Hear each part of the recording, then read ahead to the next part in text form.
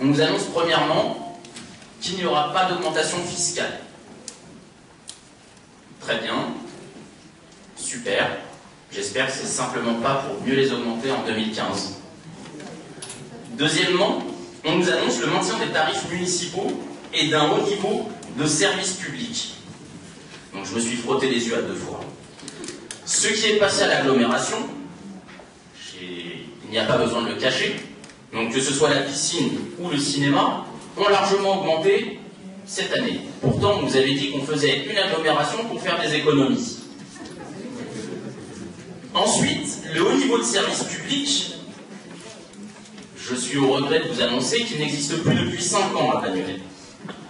Que ce soit la santé, la culture, la jeunesse notamment, vivote aujourd'hui et tente de continuer à fonctionner tant bien que mal. Troisièmement, on nous annonce le lancement du programme de rénovation urbaine. Il était temps. Vous annonciez par exemple en décembre qu'un groupe de travail se pencherait sur cette question au sein du conseil municipal. Vous m'aviez même invité à y participer. Donc je rigole un peu parce que c'était il y a 4 mois et que ce groupe de travail n'existe toujours pas. Par ailleurs, je vous informe qu'on a également perdu 7 millions parce qu'on a un peu tergiversé et tardé à déposer les dossiers en temps et en heure. Quatrièmement, la livraison de l'hôtel de ville et de l'école Joliot-Curie. Donc lors de grands investissements, il est courant, voire ça arrive quasiment toujours, que la facture qui est décidée au départ et puis celle qui est à l'arrivée, il y ait une légère différence, que ça augmente. C'est normal, ce n'est pas la faute de la ville, ça arrive partout. Sauf qu'en général, cette augmentation représente entre 10 et 20%, difficilement plus. Aujourd'hui, on a un différentiel de presque 100%. On devait payer 18 millions une école, elle nous coûte 35. Faux. On est censé payer, si elle nous coûte 35 millions. C'est une réalité, c'est inscrit ici. À part si vous avez peut-être du mal entre ce que vous avez dans la tête et ce et que a marché. D'accord, très bien.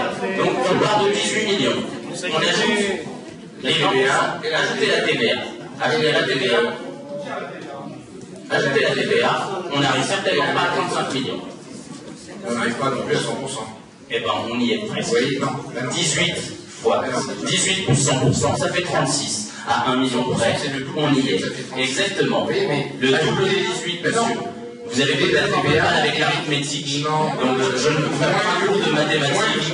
18 plus 18, ça fait 36. On est à 30. Plus la TVA et plus les choses, si on multiplie par 2, ça fait pas 30. Donc, dans ce qui nous a été présenté, soyez précis, parce qu'il y a 18. c'est ça qui est ça ne va pas, je vous assure, ça n'est pas la peine de vouloir vous approcher à votre poste d'adjoint. Et je ne me suis approché à rien du tout, puisque je ne suis plus maintenant. Et d'ailleurs, au passage, je n'ai jamais été, puisque vous ne m'avez jamais en réalité donné de délégation, et c'est le cas, je crois, de la plupart de vos adjoints ici.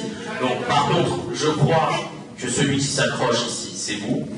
Il vous reste quelques mois, accrochez-vous bien, profitez-en, jubilez encore, puisque l'année prochaine, vous risquez de ne plus être à cette place. Vous avez donc votre réponse sur la question de 2015 et les autres. Vous avez donc votre réponse sur la question de 2015 et arrêtez de faire peur à tout le monde. Continuons. Merci.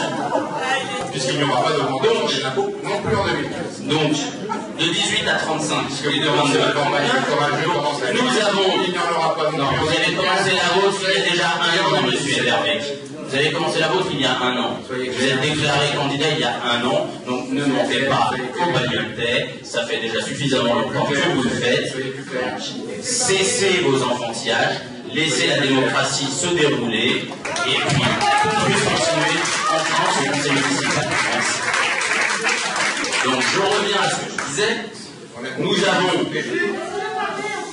Ça y est, ça y est, c'est bon. C'est bon, monsieur, Ken, c'est bon, continuez. Mais ne dites pas de mensonges. C'est bon. J'ai peur. J'en tremble. Donc, il s'agit de 36 millions de surcoût. Donc, 36 millions de surcoût, c'est quasiment le budget Il n'y a pas de 36 millions de surcoût, monsieur. Alloué. Je ne vous laisserai jamais personne éduquer sur ce chemin-là. Il n'y a pas de 36 millions de surcoût. Cinquièmement, c'est un mensonge et vous êtes un menteur. Waouh, ça y est, j'ai pris un coup là. Surtout venant d'un menteur invétéré. Bref, continuons. Merci. Cinquièmement, la poursuite d'une politique ambitieuse en matière de personnel. Et je m'en réjouis, j'en suis ravi. Mais là, enfin, pour le coup, je suis très sincère. Très sincèrement, je regrette simplement que cela n'arrive qu'à quelques mois des élections. Et de plus, il s'agit en partie, nous verrons tout à l'heure, il s'agit d'une simple, en partie, d'une simple application de la loi. Et puis, c'est faux. J'ai envie de dire, on n'en attend pas moins d'une ville de gauche. C'est faux, monsieur Hackett. Ça fait un an oui, et vous en êtes bien au-delà de la loi. Ça fait un an que ça fait un an que tout le monde attend. Sixièmement, maintien d'un autofinancement à 3 millions d'euros. J'ai pas besoin de rappeler à tout le monde ici que celui-ci est fictif, puisqu'obtenu par des coupes budgétaires records au sein du service public et par un emprunt chaque année supérieur au montant de nos remboursements de la dette. Mais peut-être que je suis encore en train de mentir. T'as mal lu. Ah oui, c'est écrit ici, c'est écrit ici. Je vous invite, Madame Lebert, à lire ce qui a écrit ici. Donc, nous avons un remboursement total cette année de 11,5 millions et pour un nouvel emprunt de 15 millions en recettes.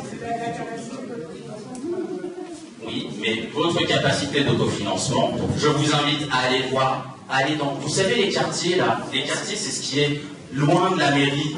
C'est les endroits où vous n'allez jamais. C'est les lieux où on a parfois des salles, où on a parfois des secrets de méprisants. Je ne suis pas insultant, monsieur. Je vous invite à y aller aussi, monsieur Elverbey. Je vous invite à y aller. Pas du tout. Vous êtes méprisant. Non, vous êtes méprisant. C'est vous qui vous arrogez le droit de donner des bons points. Je ne donne aucun bon point. Mais je ne me réjouis pas d'habiter dans un quartier et que d'autres n'y habitent pas. Je vous dis simplement qu'en tant qu'élu, on a le devoir d'aller un peu partout. Vous êtes l'élu, vous êtes les élus de tous les bagnoletels. C'est pas mairie, voiture, maison. C'est pas maison, voiture, mairie. Ce n'est pas un travail, ce n'est pas un emploi. Il s'agit d'une responsabilité. Moi-même, c'est toi qui as été payé pendant des années par faire de l'argent. Pardon. Alors ne me dis pas ça. C'est toi qui as été payé. Tu as choisi, autant que tout le monde ici, d'être élu. On aimerait bien t'y voir. Dans ton rôle, tout simplement. Donc, si je peux continuer, merci. Donc, on nous annonce 3 millions d'autofinancement. Le gros souci, c'est qu'on a des charges financières, notamment des intérêts, de 4,5 millions d'euros sur l'année. Donc on a juste des intérêts, mesdames et messieurs, pas un remboursement de dette, des intérêts de 4,5 millions d'euros, de plus de 5% de notre budget. Donc entre l'autofinancement fictif, qui représente des coûts, et les intérêts, on dégage près de 10 millions d'amputations sur notre service public. La propreté, la santé, la jeunesse, la culture. Quand on sait ça, on comprend pourquoi le quotidien est difficile à Bagnolet. J'aimerais terminer sur quelques éléments, puisque on voit aujourd'hui la publication des déclarations un peu de patrimoine de nos ministres, mais le problème, j'ai envie de dire que ce n'est pas tant ce qu'ils déclarent, le problème c'est ce qu'ils ne déclarent pas. Et à Bagnolet, notre budget, c'est un peu la même chose. L'important, c'est pas ce qu'il annonce, c'est ce qu'il ne dit pas. Puisque ça fait 5 ans désormais. Ça fait 5 ans désormais qu'on vote un budget, et puis qu'en cours d'année, septembre habituellement, mois de juin l'an dernier, les services reçoivent une note qui demande de ne plus faire de dépenses. On ne dépense plus rien. Donc, on fonctionne pendant 6 mois, 7 mois, 8 mois. À quoi bon voter un budget qui ne sera pas réalisé? Cette note arrive au mois d'octobre. Et l'an dernier, peut-être du mois de juin, monsieur Everbeck. Je vous invite à la relire. Et sinon, on est dans une situation actuellement où c'est très compliqué. Pourtant, jamais je ne serais imaginé que ce soit aussi compliqué au niveau national, au niveau local. Pourtant, c'est la gauche qui est majoritaire au gouvernement. J'ai pas trop l'impression de m'y retrouver par moment. C'est la gauche qui est majoritaire au niveau local. J'ai pas trop l'impression de m'y retrouver par moment.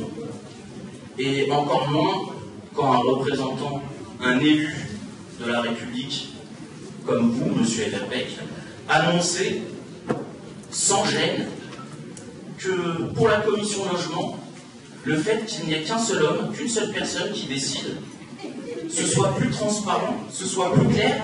Donc, je dis que quand c'est vous qui y êtes, ça n'est pas clair. Je n'y ai jamais siégé. Il pourrait y avoir d'autres personnes, mais quand c'est vous qui y êtes, ça n'est pas clair. Je n'y ai siégé, menteur. Je n'y ai jamais siégé, puisqu'elle n'a jamais existé. Les gens comme vous ne seront jamais présents dans cette commission. C'est pas les gens comme moi, monsieur Everbeck. C'est pas les gens comme moi, monsieur Everbeck. Et je vous invite à développer. C'est des gens comme M. Di Marcello, non, mais c'est blanc, et tout le monde sait de quoi c'est ça quoi les gens? Les enveloppes. Mais allez jusqu'au bout, monsieur Everbeck. Parce que en termes de... Les enveloppes de 500 €, en termes de clarté, entre vous et moi, en termes de clarté, je pense qu'il y a... Monsieur le maire, tout le monde connaît vos mensonges et vos calomnies. Mais c'est pas grave, là vous l'avez dit publiquement, réellement. Donc, vous n'avez toujours pas de réponse à ce que je vous demandais? En quoi je ne suis pas clair, monsieur Everbeck? Qui aura compris? Vous êtes apparemment le seul, puisque moi je n'y comprends absolument rien. Je vous invite à continuer. Développez vos arguments, monsieur Everbeck, puisqu'il s'agit ici de calomnie. Donc, allez-y, monsieur Everbeck. Par contre, ce qui est certain, ce qui est sûr, ce qui est avéré, puisque vous l'avez dit vous-même, c'est que vous êtes le seul aujourd'hui à décider de qui a droit à un logement, qui n'y a pas droit. Et ça, ce n'est certainement pas...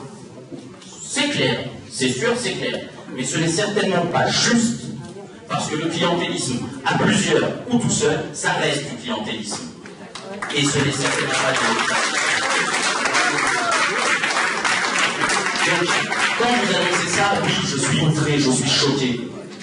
Et je suis encore plus quand vous annoncez comme ça que lorsque vous expulsez des travailleurs, il s'agissait en réalité de dealers, de prostituées, etc. Pourquoi? Ce ne sont pas des êtres humains? Ce ne sont pas des êtres humains pour vous? Et par ailleurs, monsieur Everbeck, puisque vous annoncez qu'il s'agissait de la plaque tournante du crack en Seine-Saint-Denis, je m'étonne quand même que lors de l'expulsion, pas un seul gramme n'ait été trouvé. Merci.